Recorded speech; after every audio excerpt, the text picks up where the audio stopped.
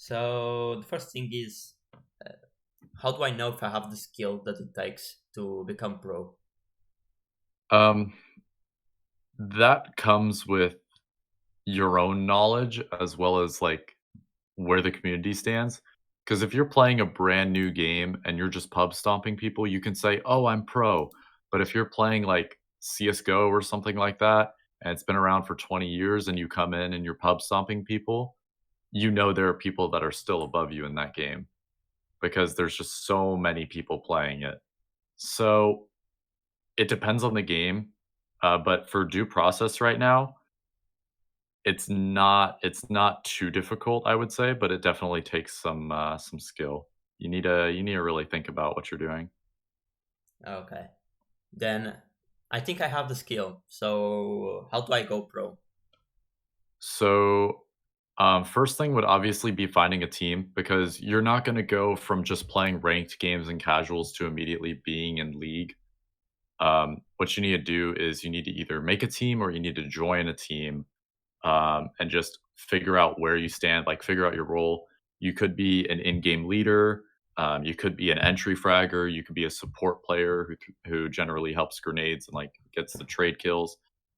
I would say join any team and figure out your role in that team as you play with them, and then eventually you'll move on to greater and greater heights from there, and you'll join better and better teams, and eventually you'll get into the higher tier of teams.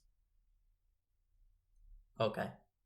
So if I want to create a team, how do I do it and how do I put it into Process League? So there's two different ways to make a team.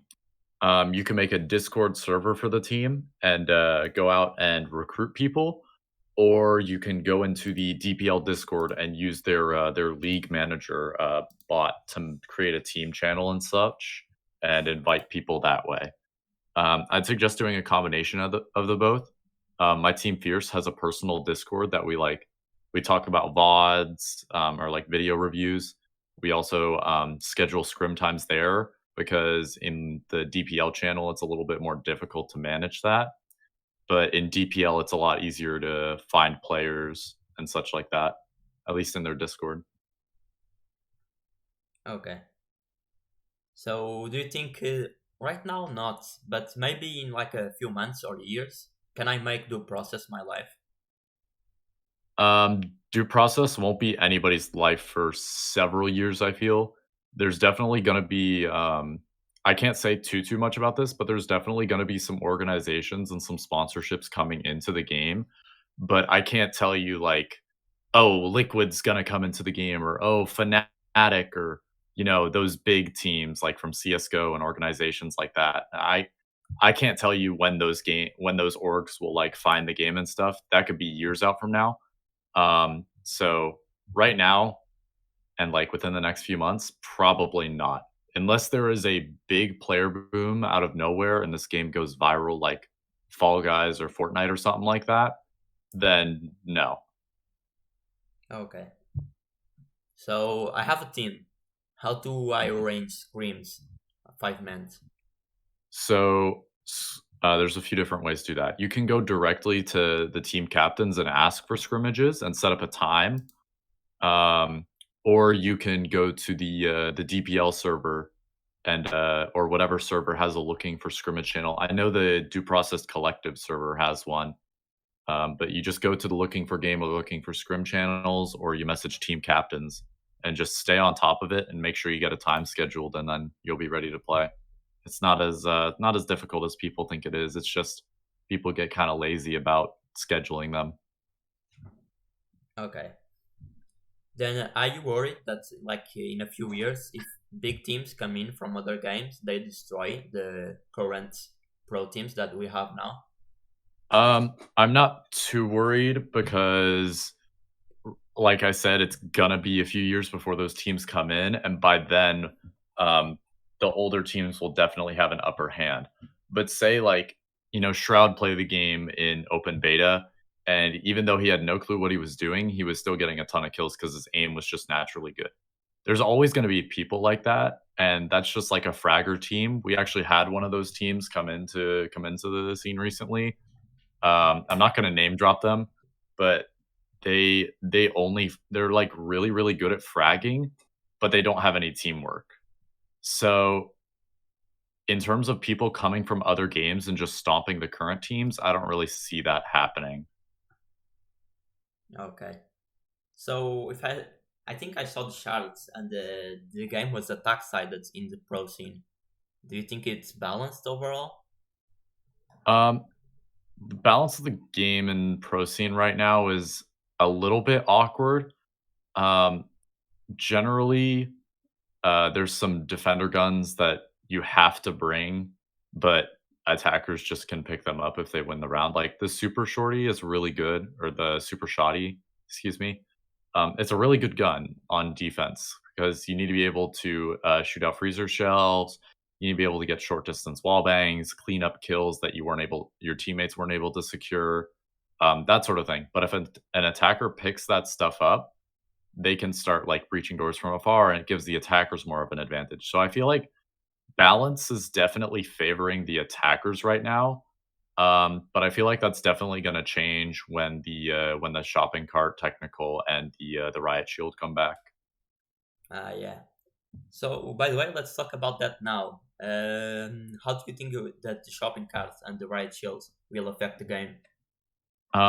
So since I'm a caster, I have test server admin, so I can test out these things. The shopping cart is in the game and functioning, and the shield is the main issue right now. It just breaks the server if you try to pick it up because of how much like data is tied to it. I'm pretty sure something like that. Um, I don't think they'll completely throw off the balance of the game because they'll only be able to be used for one round. But it'll definitely make some toss ups and stuff like because none of the DPL players, a lot of them played in closed alpha, right? But the shopping cart hasn't been around for at least 6 months. So, play has definitely changed since then, and I feel like we're gonna have to readapt to that sort of play style and mentality of, "Oh, are they gonna bring it this round or what's going on?" You know? Okay. So what's my best bet in reaching the top of the leaderboard? Um, right now, it's not too difficult, it just takes some time. I mean, if you have free time, you just queue up for ranked and start grinding games because most of the people are new and they're either lower ranked or they're not intentionally going into ranked, which kind of sucks. I'm waiting for the developers to sort of introduce something to like make a level cap for ranked or something like that. But right now, it's literally just playing ranked will get you on the leaderboard. You just need to have the time to play it. Okay. So you are a DPL caster. Um, if I want to become a DPL caster, what do I have to do? Um, I'm pretty sure in the DPL Discord right now, there's an open application form. So if you go to the announcements channel and you check on that in their Discord, you can apply. Pretty sure you need your Discord and like you need to share a few things about yourself and what you've done before. They take experienced and inexperienced casters right now, but they're also taking helpers for like stat sheets and just basic analysis and general helping in the community. So it's not just being a caster, but like you can also sign up for other things using that form. Okay. So do you think I missed something? Um, not really. I don't think so. I just got one more thing to say about casting for DPL. So with casting for DPL, if you sign up and such, you're gonna have to be generally like communicative and like you're gonna need to be very open with the other people on the team because obviously scheduling is going to be an issue, but also we're trying to have general teams for things like we have the stream team that does production, like they're the people who actually go live and do the transitions, the live score editing, all that stuff. And then you have the casters and you have the community moderators and all that sort of thing. So generally, if you're gonna apply for being a DPL helper or caster, I'd say you need to be very open-minded to new ideas and just work well with other people. Okay. Well, thank you for your time, dude. I appreciate it. Even though my first interview was pretty bad. You're fine, man. I enjoyed it. Hopefully you got some good answers for what you were looking for. Yeah. I mean, if you want to watch them, the my next interviews I want to do one with the dev, and then I'll just do more specified interviews, like asking like Omerta, I don't know, about spawn Yeah, picking, things like that, more specific. makes sense. That sounds good. Okay. So But thank you for your thank time. you. Hit me up if Thank you you want for to the play. time. Definitely, dude. I mean, I'm always on, so I do open lobbies a lot of the time. So you're welcome to come play with anybody. Okay. Thanks. Bye. Have a good day.